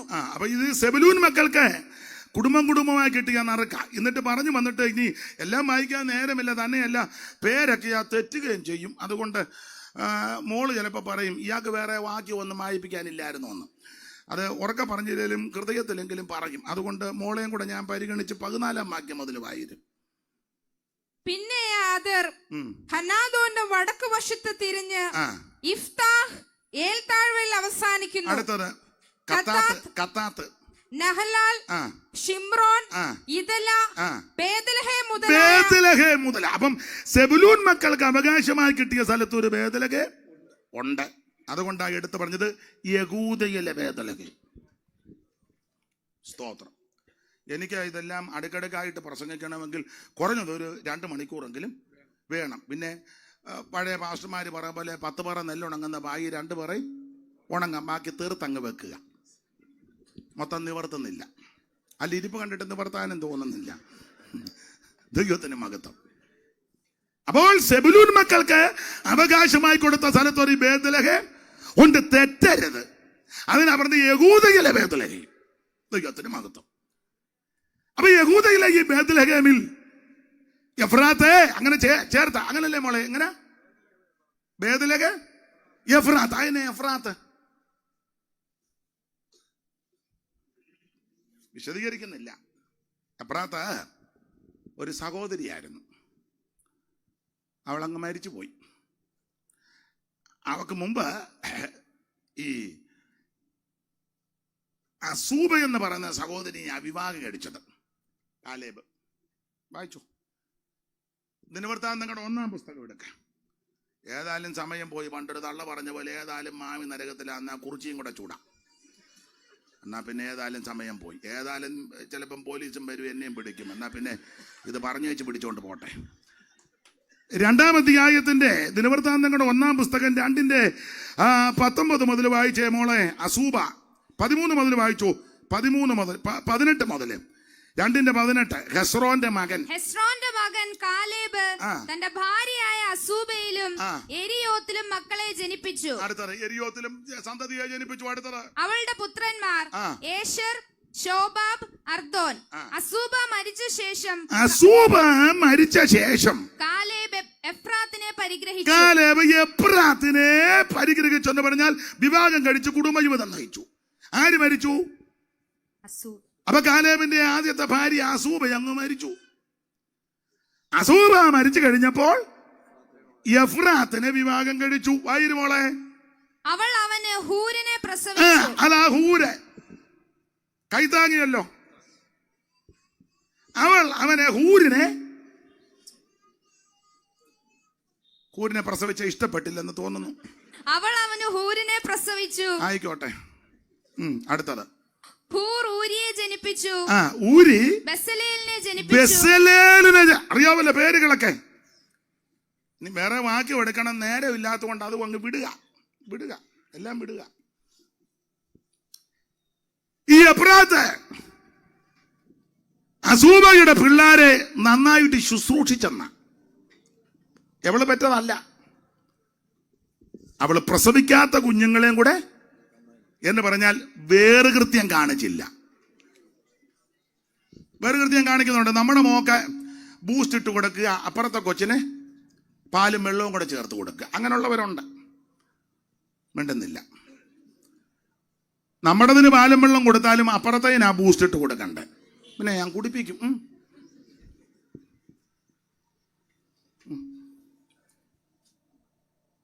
ഓരോരുത്തരും സ്വന്തം ഗുണമല്ല. അറിയാമല്ലേ? എന്നാ പിന്നെ വേണ്ട, അറിയാമെങ്കിൽ പിന്നെ വേണ്ട, അറിയാമല്ലോ. ഈ എഫ്രാത്ത് അസൂബയുടെ പിള്ളേരെ നന്നായി നോക്കി ചരിത്രവും കൂടാ നന്നായിട്ട് നോക്കി ശുശ്രൂഷിച്ചു. അപ്പം എഫ്രാത്ത് അങ്ങ് മരിച്ചു. വായിരു മോളെ. ഓ എന്റെ കൊച്ചെ. അതിന്റെ ശേഷം ഹെസ്രോൻ ഗിലെയാദിന്റെ അപ്പനായ മാഖീരിന്റെ മകളുടെ അടുക്കൽ ചെന്ന് അവളെ. അപ്പൊ ശ്രദ്ധിക്കുക, താഴോട്ട് വയ്ക്കുമ്പം ഈ എഫ്രാത്ത് അങ്ങ് മരിച്ചു. ഇവള് മരിച്ചെങ്കിലും ആ സ്ഥലത്തിന് ആ പേരിട്ടു. ആ സ്ഥലത്തിന് അതായ എഫ്രാത്ത്. ജോസെ പണ്ടൊരു പാട്ടുണ്ട്, എഫ്രാത്തെ നീ എൻ്റെ ഒന്ന് പാടിക്ക്, ഒരു വരി ഒന്ന് പാടിക്ക്. എഫ്രൈം എന്നാണോ? അല്ല, എഫ്രാത്ത് എന്ന് പറഞ്ഞൊരു പാട്ടുണ്ടായിരുന്നു.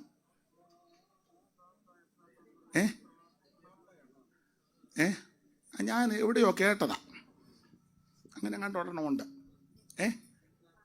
എഫ്രാത്ത അങ്ങനെ ഉണ്ട്. എൻ്റെ വരികളൊന്നും ഓർക്കുന്നില്ല. ഇനി അത് പാടി സമയം കളയണ്ട. അപ്പൊ എന്തായാലും എവള് മരിച്ചു കഴിഞ്ഞപ്പോൾ ആ സ്ഥലത്തിന് പേരിട്ടു എഫ്രാത്ത്. ഇതുകൂടെ ചേർത്താണ് മീക പറഞ്ഞിരിക്കുന്നത്. ഇനി 5:2 യേശുക്രിസ്തുവിന്റെ ജനനമാണല്ലോ ആഘോഷിക്കുന്നത്. അതുകൊണ്ടാണ് ഇത് ഈ റൂട്ടിലൊന്ന് പോകുന്നത്. തന്നെയല്ല, നോട്ടീസിനകത്ത് ഒരു പദം കൊണ്ടാണ് ക്രിസ്തുമസ്. അതാ അപ്പൊ അതിനോട് ചേർത്തങ്ങ് പോകാം. മര പറഞ്ഞല്ലയോ കൊടിയിടുന്നത്. വായിച്ചു. നീയോ ബേത്ലഹേമേ. നിങ്ങൾക്കെല്ലാം വചനമറിയാം. സ്തോത്രം. നിലവിളിയും ദുഃഖവും മനോവേദനയും ഒക്കെ നടന്ന സ്ഥലമാ ഈ എഫ്രാത്ത്, ബേത്ലഹേം. ഒരു വാക്യം വായിച്ചോ മോളെ. ഉൽപ്പത്തി പുസ്തകം 35 അറിവുള്ള വാക്യം 35 15 മുതലൊന്ന് വായിച്ചു. പെട്ടെന്ന് വായിച്ചു. ഉൽപ്പത്തി 35 15 മുതൽ വായിച്ചു. ദൈവം തന്നോട് സംസാരിച്ച സ്ഥലത്തിന് യാക്കോബ് ബേഥേൽ എന്ന് പേരിട്ടു. അവർ ബേഥേലിൽ നിന്ന് യാത്ര പുറപ്പെട്ടു എഫ്രാത്തയിൽ എത്തുവാൻ അല്പദൂരം ഉള്ളപ്പോൾ റാഹേൽ പ്രസവിച്ചു. പ്രസവിക്കുമ്പോൾ അവൾക്ക് കഠിന വേദനയുണ്ടായി. അങ്ങനെ പ്രസവത്തിൽ അവൾ കഠിന വേദനയായിരിക്കുമ്പോൾ സൂതി കർമ്മിണി അവളോട് ഭയപ്പെടേണ്ട, ഇതും ഒരു മകനായിരിക്കും എന്ന് പറഞ്ഞു. എന്നാൽ അവൾ മരിച്ചുപോയി.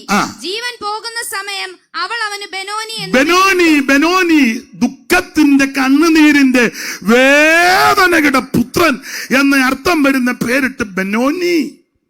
സ്തോത്രം. ബെനോനി ജനിച്ച സ്ഥലമാ ഈ സ്ഥലം. അവിടെ ആ ലോകരക്ഷകൻ ജനിക്കുന്നത്. പശ്ചാത്തല ഭാഗമൊക്കെ വിസ്തരിച്ചാ പ്രസംഗിക്കേണ്ടത്. റേച്ചൽ ആന്റി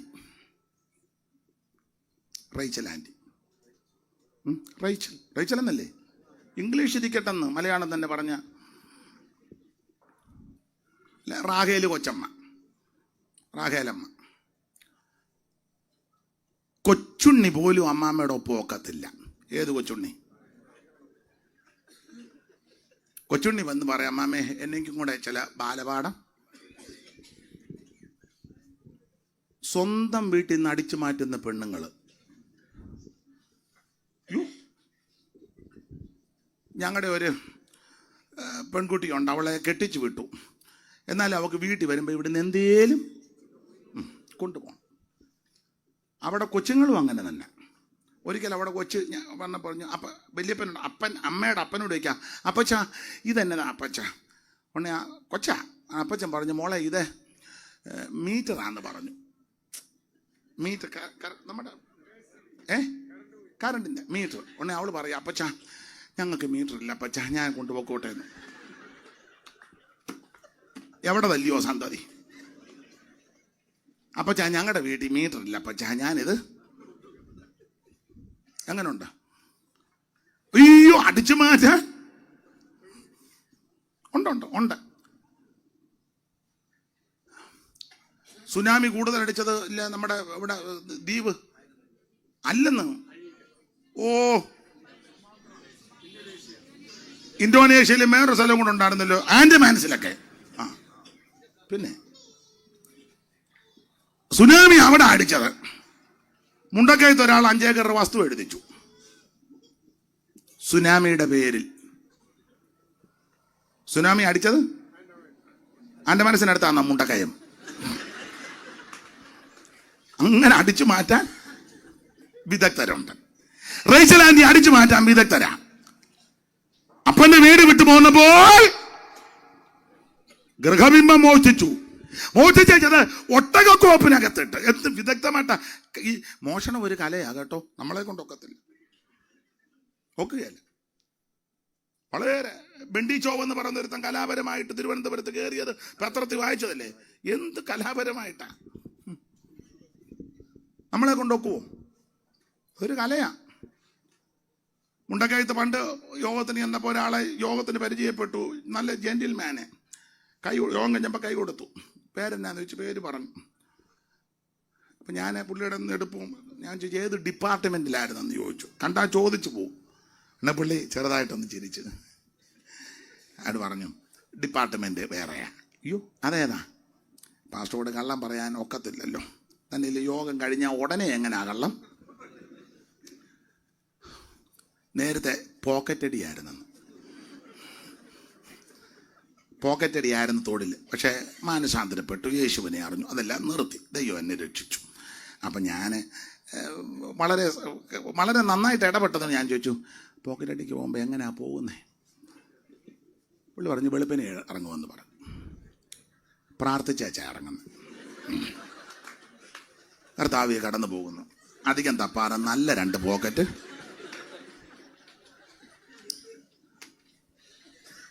വെളുപ്പിനെ ഇറങ്ങും. പ്രാർത്ഥിച്ചേച്ചാന്ന്. എങ്ങനുണ്ട്? കാരണം ഒത്തിരി പോക്കറ്റ് തപ്പാതെ നല്ല 2 പോക്കറ്റ് കണ്ണുങ്ങ. അപ്പം പറഞ്ഞു അങ്ങനെയൊക്കെ പ്രാർത്ഥിച്ച് പോകുന്നെന്ന് 8:30 ഡ്യൂട്ടി കഴിയുമെന്ന് പറഞ്ഞു. കാരണം രാവിലെ 7:30 നല്ല തെള്ളല്ലേ. ആട്ടെ, വിട്ടേക്കാം. കലാപരമായിട്ട് അടിച്ചു മാറ്റി വിഗ്രഹം. ഒട്ടക കോപ്പിനകത്തിട്ടു. യാക്കോബിന്റെ കൂടെ റേച്ചൽ ആന്റി ഉണ്ട്. പാട്ടുമൊക്കെ പാടി പോവുക ബേഥേലിലോട്ട്. പാട്ടിതാ, മോക്ഷയാത്രയാണിത് ഞാൻ നടപ്പത്. ഇത് വന്ന് അടിക്കുക, ബിംബം അടിക്കുക കാലിനിട്ട്. മോക്ഷയാത്ര ആണിത് ഞാൻ നടപ്പത് കാഴ്ചയാല് അല്ല. അപ്പൊ നമ്മള് അമ്മാമ്മേ അതെന്നാ ഉപകരണം? അത് പുതിയ ഇൻസ്ട്രുമെന്റ്സ് കൊണ്ടുവന്നതാ പ്രൈസ് ആൻഡ് വർഷിപ്പിന് വേണ്ടി. ഇതിനകത്ത് വിഗ്രഹം കിടക്കുക. പ്രൈസ് ആൻഡ് വർഷിപ്പൊക്കെ നല്ലതാ, അടിച്ച് പാടി കടവുമൊക്കെ കിടന്നങ്ങ് ചെന്ന്. എന്തിനേറെ അപ്പൻ വന്നല്ലോ, പുറകെ വന്നില്ലേ അപ്പൻ പുറകെ വന്ന് ഗിലെയാദ് പർവ്വതത്തിന്റെ ഇങ്ങേ ചരിവിൽ വന്നു. അപ്പുറേ യാക്കോബും കുടുംബവും കിടക്കുക. എന്നാൽ യാക്കോബിന്റെ ദൈവം അന്ന് രാത്രി അവൻ ലാബാനോട് പറഞ്ഞു, നീ യാക്കോബിന്റെ ഗുണവും ചെയ്തേക്കരുത്, ദോഷവും ചെയ്യരുത്. അതുകൊണ്ട് അവൻ ഒതുങ്ങിയത്. യാക്കോബിന്റെ ദൈവം ലാബാന് പ്രത്യക്ഷപ്പെട്ടു. പിറ്റേന്ന് വന്ന് നയപരമായിട്ടൊക്കെ ഇടപെട്ടു. കാര്യം എന്നാലും എൻ്റെ മോനെ നീ എന്നോട് പറയാതെ ഓടി. ഞങ്ങൾ സഭയായിട്ട് സെൻറ്റോ മീറ്റിംഗ് തരാൻ ഇരുന്നതാ. അങ്ങനെയൊക്കെ ഉള്ള താല്പര്യമില്ലേലും കൊടുത്തു വിടും. ചില കമ്മിറ്റിക്കാർ പറയാം ഏതായാലും പുള്ളി ഇരുന്ന പ്രശ്നമാണ്, പക്ഷെ നമ്മുടെ മാന്യത അനുസരിച്ച് ന്യായമായിട്ട് എന്തിനാ ഇത് മേടിക്കാൻ നിൽക്കുന്നത്? കണ്ണുകടിയുള്ളവൻ്റെ അപ്പം തിന്നരുതെന്ന ആ പുസ്തകത്തിൽ അങ്ങനല്ലേ വാക്യം? കാര്യമൊക്കെ പറഞ്ഞാട്ടെ നീ ഓടിപ്പോകുന്ന വെപ്രാളത്തിന്. എടേ ബിംബം എന്തിനാ കൊണ്ടുപോകുന്നെന്ന് പുള്ളി അതിന് വന്നതാ. യാക്കോബ് പറഞ്ഞു, ഞാൻ ഇന്ന് വരെ ആരുടെയും ഒന്നും മോഷ്ടിച്ചിട്ടില്ല, നിന്റെ ഒരു ആടിനെ ഞാൻ കണ്ടിച്ചിട്ടില്ല, കാണാതെ ഉത്തരവാദി ഞാൻ. പകൽ വെയിൽ കൊണ്ടും രാത്രി ശീതമേറ്റ് നോക്കി കൂടാരത്തിൽ കയറി തപ്പാൻ പറഞ്ഞ തപ്പി ഒറ്റ കൂടാരത്തിലുമില്ല. ലാസ്റ്റ് ആ അപ്പച്ചൻ ഏതാ റേച്ചൽ ജേക്കബിന്റെ കൂടാരത്തിൽ, റേച്ചൽ ജേക്കബ് അങ്ങനെ തെറ്റിയോ? പിന്നെ നിങ്ങൾ ചിരിക്കുന്നേ? ഒത്തു വന്നത് കൊണ്ടാ. ലാസ്റ്റ് പൊന്നുമോടെ കൂടാരത്തിൽ വന്നു. എന്റെ ഭാവനയാ, ബെല്ലടിച്ചു അല്ലേ കൊട്ടി, ഉടനെ അകത്തിന്ന് പ്രൈസ് ദി ലോർഡ്. ഉടനെ വെളിയെന്ന് പറഞ്ഞു, മോളെ കഥക്ക് തുറക്കടി, ഞാൻ അച്ചായനാ. പപ്പ ഞാൻ ഫാസ്റ്റിംഗ് പ്രയറാ, എഴുന്നേക്കത്തില്ല. ഹല്ലേലൂയ, ഫാസ്റ്റിംഗ് പ്രയറാണ്, എഴുന്നേക്കത്തില്ല. അപ്പൊ അപ്പനോർത്ത് അയ്യോ എന്നാ വേണ്ട മോളെ, ഞാൻ അങ്ങ് പൊക്കോളാം, നീ ഇവിടെ വന്നെങ്കിലും ഉപവസിക്കാൻ തുടങ്ങിയല്ലോ, അവിടെ വെച്ചോ. അപ്പനങ്ങ് പോയി, അപ്പനെ കളിപ്പിച്ചു. യാക്കോബ് അപ്പനെ കളിപ്പിച്ചു, യാക്കോബിനെ അമ്മാച്ചൻ കളിപ്പിച്ചു, അമ്മാച്ചനെ മോളും. എന്ന പാരമ്പര്യമാണ്. ചിലപ്പോൾ ഞങ്ങൾ തോമാസ്ലിഗായുടെ പാരമ്പര്യമാണ്, നല്ല പാരമ്പര്യം. സ്തോത്രം. ചുരുക്കി പറഞ്ഞാൽ ഓൾ നൈറ്റ് പ്രയർ ഒക്കെ അമ്മാമ്മ ഉണ്ടായിരുന്നു. ഓൾ നൈറ്റിന് യാക്കോബ് തന്നെയായിരുന്നെങ്കിൽ അമ്മാമ്മ കൂടാരത്തിൽ കാണും. എന്തിനേറെ യാത്ര ചെയ്ത് സുക്കോത്ത് വന്ന് സുക്കോത്ത് വെച്ച് പ്രശ്നമുണ്ടായി. ഒടുവിൽ ബഥേലിലേക്ക് പോകുകയാ. എല്ലാം ഞാൻ വിവരിക്കുന്നില്ല. ബഥേലിലെ ആരാധന വേർപാടിന്റെ ആരാധനയാ. അതെ, യാക്കോബ് ദൈവം തമ്പുരാൻ യാക്കോബ് പറഞ്ഞു, നീ ബഥേലിൽ പോകണം. കാരണം ശിമയോൻ കുഴഞ്ഞു, ലേവിയും കുഴഞ്ഞു. സ്തോത്രം. മാത്രമാണോ രൂപേന്റെ കാര്യം വെളിയുമിണ്ടാനൊക്കത്തില്ല. പെങ്കൊച്ച് 34 പിഴച്ചു, ദീനാമ. ഇതെല്ലാം ഈ സുക്കോത്ത് വന്നത് കൊണ്ടാ. നീ പുറപ്പെട്ട് ബഥേലിൽ പോകണം. നിനക്ക് പ്രത്യക്ഷനായ ദൈവത്തിന് അവിടെ യാഗം കഴിക്കണം. യാക്കോബ് കുടുംബത്തെ എല്ലാം വിളിച്ചുകൊണ്ട് പോവുക. പോകുന്ന പോക്കിനും ഈ മുടിരാത്രി പ്രാർത്ഥനയ്ക്കും ഈ സുക്കോത്ത് വന്നിട്ടൊന്നും ക്രമീകരണം വരുത്തിയില്ല. ഒടുവിൽ അത് അങ്ങ് എത്താൻ അവിടെ വായിക്കുന്നത് 16-ാമത്തെ വാക്യം ഒന്നുകൂടെ വായിച്ചേ മോളെ. 16-ാം വാക്യം 35-16. പെട്ടെന്ന് അവർ ബഥേലിൽ നിന്ന് യാത്ര പുറപ്പെട്ട്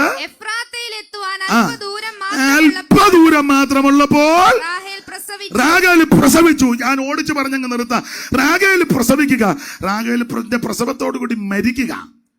ആ പ്രസവത്തെ പറ്റി വേദപണ്ഡിതാക്കൾ പറയുന്നത് ഈ ബ്ലഡ് പോയാ മരിക്കുന്നത്. ബ്ലഡ് നിൽക്കുന്നില്ല. അവിടെ ഒരു പദമുണ്ട്, ജീവൻ പോകുന്ന സമയം. അങ്ങനെ ഒരു പദമുണ്ട്. മോള് കണ്ടോ? എന്നാൽ അവൾ മരിച്ചുപോയി, ജീവൻ പോകുന്ന സമയം. ജീവൻ പോകുന്ന സമയം എന്ന് പറഞ്ഞാൽ ബ്ലഡ് പോയിക്കൊണ്ടിരിക്കുക. ജീവൻ രക്തത്തിലല്ലേ? ജീവൻ രക്തത്തിലാ, ബ്ലഡ് നിൽക്കുന്നില്ല, പോയിക്കൊണ്ടിരിക്കുക. അപ്പച്ചൻ പണ്ട് വന്ന് കൂടാരത്തിൽ അന്വേഷിക്കാമെന്ന് പറഞ്ഞ് എനിക്ക് എഴുന്നേക്കാൻ പാടില്ലെന്ന്. ഏത് വിഷയത്തിൽ കള്ളം പറഞ്ഞോ വിഷയത്തിൽ ദൈവം പിടികൂടി. തെറ്റ് സംഭവിക്കാം, കുറവുകൾ വരാം, ബലഹീനത വരാം, പോഷത്വം വരാം, ക്രമക്കേട് വരാം. പക്ഷെ അത് ഏറ്റു പറഞ്ഞ് ഉപേക്ഷിക്കണം. ഉപേക്ഷിച്ചില്ലെങ്കിൽ ഒരു ദിവസം ദൈവം നിന്നെ പിടിക്കും. അപ്പം വന്നപ്പോൾ ഉപേക്ഷിക്കണ്ടേ? ഓൾ നൈറ്റ് കഴിഞ്ഞപ്പോ ക്രമീകരിക്കണ്ടേ? സുക്കോത്ത് വന്നപ്പോ ക്രമീകരിക്കണ്ടേ? പിള്ളേര് പിഴച്ചപ്പോ ക്രമീകരിക്കണ്ടേ? ക്രമീകരിച്ചില്ല. അടിയേറിയിട്ട് പിടികൂടി. ബ്ലഡ് നിൽക്കുന്നില്ല, ജീവൻ പോവുക. അപ്പോൾ വേദനയോടെ ദുഃഖത്തോടെ സൂതികർമ്മണി പറഞ്ഞു, ആങ്കൊച്ചാ കേട്ടോ, ആങ്കൊച്ചാ. അമ്മ പറഞ്ഞു, അവന് പേരിട്ട് ബെനോനി. കണ്ണുനീരിന്റെ ദുഃഖത്തിന്റെ വേദനകളുടെ പുത്രൻ. ഞാൻ വിസ്തരിക്കുന്നില്ല, നിർത്തുക.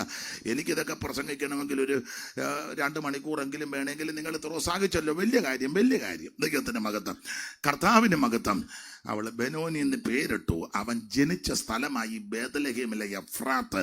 അവിടെ ക്രിസ്തു ജനിക്കുന്നത് എന്ന് പറഞ്ഞാൽ യേശുക്രിസ്തുവിന്റെ തിരുപ്പിറവി കൊണ്ട് നമുക്ക് ലഭിച്ച നേട്ടത്തിൽ ഒന്ന്, സ്തോത്രം, ദുഃഖവും നെടുവീർപ്പും മാറ്റി. ക്രിസ്തുവിന്റെ തിരുപ്പിറവിയുടെ ഭാഗം ലൂക്കോസ് പറയുന്നത് ഇങ്ങനെ, സർവജനത്തിന് ഉണ്ടാകുവാനുള്ള ഒരു മഹാ സന്തോഷം. ഉൽപ്പത്തി പുസ്തകം 35-ാം അധ്യായത്തിൽ കണ്ണുനീരും ദുഃഖവും മുറവിളിയും ദുഃഖവുമാണെങ്കിൽ പുതിയ നിയമത്തിൽ വരുമ്പോൾ യേശുവിന്റെ തിരുപ്പിറവി കൊണ്ട് അത് സന്തോഷമാക്കി തീർത്തു. ഇന്ന് രാത്രി നിന്റെ ജീവിതത്തിന്റെ നിരാശ മാറണമെങ്കിൽ യേശു ഹൃദയത്തിൽ ജനിക്കണം. നിന്റെ കുടുംബത്തിന്റെ തകർച്ച മാറണമെങ്കിൽ യേശുവിനെ വീട്ടിൽ ഏറ്റെടുക്കണം. ദേശത്തിന്റെ തകർച്ച മാറണമെങ്കിൽ ദേശത്ത് യേശുവിനെ ഉയർത്തണം. Hallelujah, hallelujah. ഒത്തിരി കാര്യം പറയാനുണ്ട്. ഞാൻ സന്ധ്യയ്ക്കുമൊക്കെ നോട്ടൊക്കെ തയ്യാറാക്കി വെച്ചതാ. എന്നാ ചെയ്യാനാ? ദൈവത്തിന്റെ മകത്ത്. ഇപ്പൊ നിങ്ങൾ പറയും ഇയാള് താമസിച്ച് വന്നതുകൊണ്ടല്ലേ? അതെ, അതുകൊണ്ട് ഞാൻ തന്നെ അങ്ങ് അടങ്ങുക. ദൈവത്തിന് മകത്വം. ബേത്ലഹേം, ദൈവത്തിന്റെ ആ ബേത്ലഹേമില്ല യേശുവിന്റെ തിരുപ്പിറവി. ബേത്ലഹേമിനെ പറ്റി ഒത്തിരി ഉണ്ട്. ദൈവത്തിന്റെ മകത്വം. ദാവീദിന് ഒരിക്കല് ദാഹം, ഭയങ്കര ദാഹം. ദാവീദ് പറഞ്ഞു, എനിക്ക് ബേത്ലഹേം കണ്ടിട്ടില്ല, വെള്ളം കുടിക്കണമെന്ന്. അന്ന് ഫെലിസ്ത്യർക്ക് കാവൽ പട്ടാളം ഉണ്ട് അവിടെ, കാവൽ പട്ടാളം. ദാവീദ് മിടുക്കനല്ലേ? ദാവീദിനെ പറ്റി വായിക്കുന്നത് അവനെന്റെ കൈകളെ പോരിനായിട്ട് വിരലുകളെ യുദ്ധത്തിനായിട്ട് അഭ്യസിപ്പിച്ച നല്ല മിടുമിടുക്കനാ ദാവീദ്. നല്ല എറിഞ്ഞാൽ ഉന്നം പിഴക്കിയല്ല.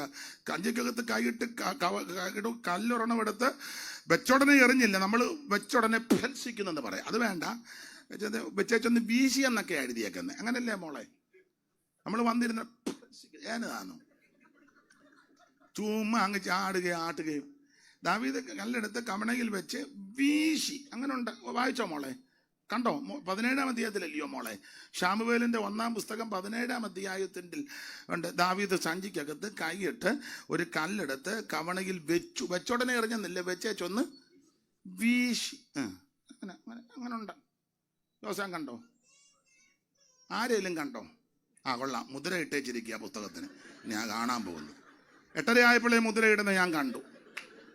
നീ അതുകൂടെ കാണാഞ്ഞിട്ടാ. മോള് കണ്ടോ?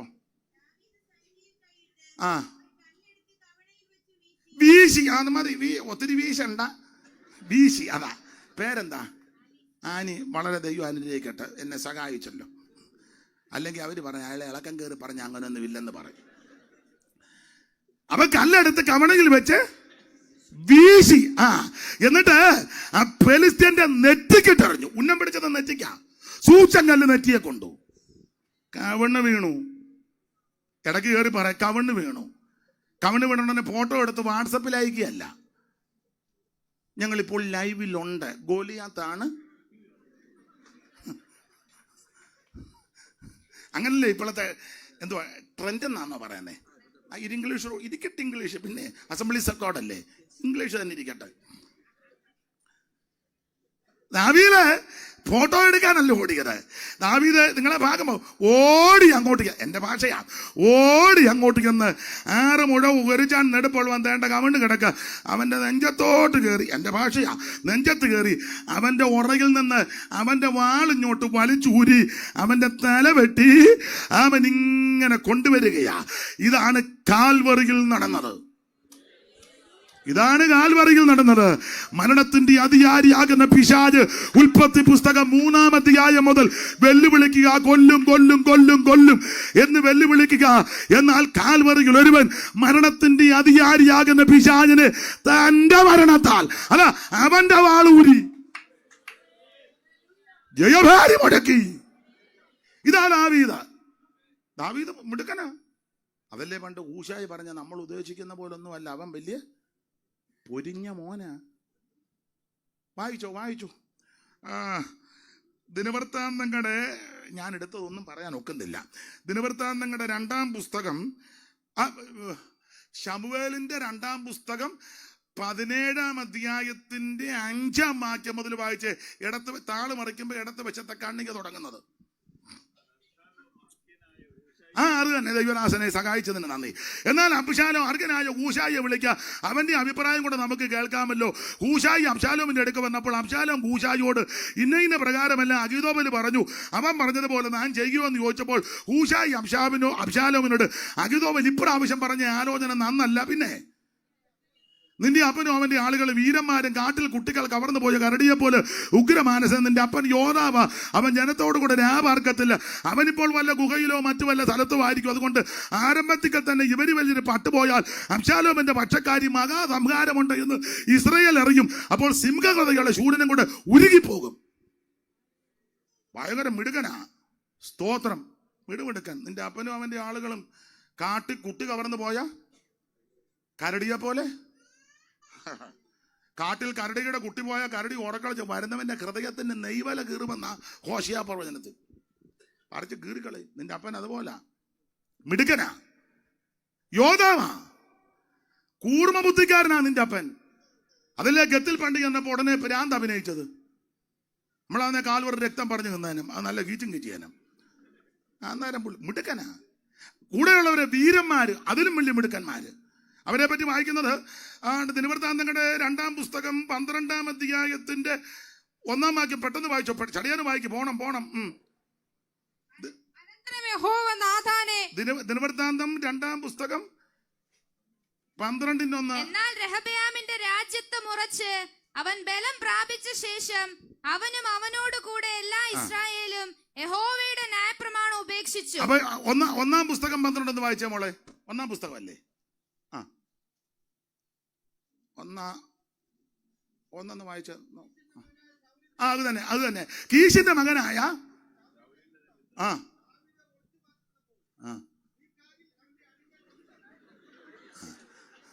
വായിച്ചു. ദൈവദാസനെ അനുഗ്രഹിക്കട്ടെ. സിക്ലാഗിൽ അവിടെ അവന്റെ അടുക്കൽ വന്നവരാവിത് യുദ്ധത്തിൽ തുണ. അടുത്തത്, അവർ വില്ലേളികളും ഇടങ്കൈ കൊണ്ടും വലങ്കൈ കൊണ്ടും കല്ലെറിയുവാൻ. അത്രയ്ക്ക് പ്രാർത്ഥന്മാരാ, ഇത്ര വീരന്മാരാ കൂടെ. ഇനി അവരെ പറ്റി വായിക്കുന്നത് സിംഹമുഖന്മാരാന്ന്. 12:8 തോന്നുന്നു. സിംഹമുഖം വായിച്ചേ. പരിചയം കുന്തവും എടുപ്പാൻ പ്രാപ്തിയുള്ള വീരന്മാരും ഗാദിരെ പെറിഞ്ഞു ദുർഗത്തിൽ ദാവീദിനോട് ചേർന്ന്. അടുത്തത്, അവർ സിംഹമുഖന്മാരാ. അപ്പൊ ഇടങ്കൈക്കും വലങ്കൈക്കും കല്ല് മറിക്കും സിംഹമുഖ. ഇത്ര മിടുക്കന്മാരാ. സ്തോത്രം. അത് ഞാൻ വിവരിക്കുന്നില്ല, അങ്ങ് നിർത്തിയേക്കാം. ദൈവത്തിന് മഹത്വം. അങ്ങനെയുള്ള മിടുമിടുക്കന്മാരാണ് ദാവീദ്. ആ ദാവീദ് ഇവനെ എറിഞ്ഞിട്ടു. ദാവീദിനെ പറ്റി ആ ഭാഗം അങ്ങ് വിടുകയാ.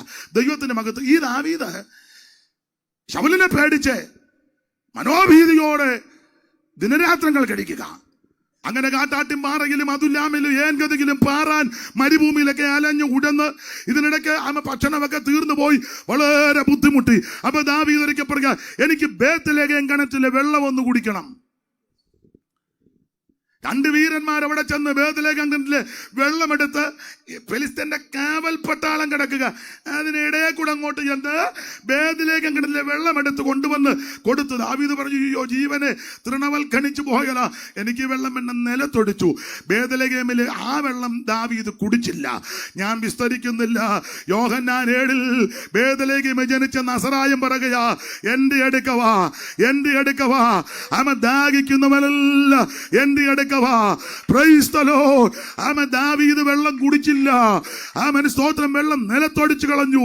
അവിടെ പ്രശ്നമായിരുന്നു. പക്ഷേ അവൻ ദാവീദിന്റെ ഗോത്രത്തിൽ ജനിച്ച, അവൻ ദാവീദിന്റെ മകനായി ജനിച്ച ബേത്ത്ലേഹേമിൽ ചെന്ന നസറായൻ ഉത്സവത്തിന്റെ മഹാദിനമായ ഒടുക്കത്തെ നാളിൽ നിന്ന് പറയുകയാ, ദാഹിക്കുന്നവനല്ല, എന്റെ അടുക്കവാ.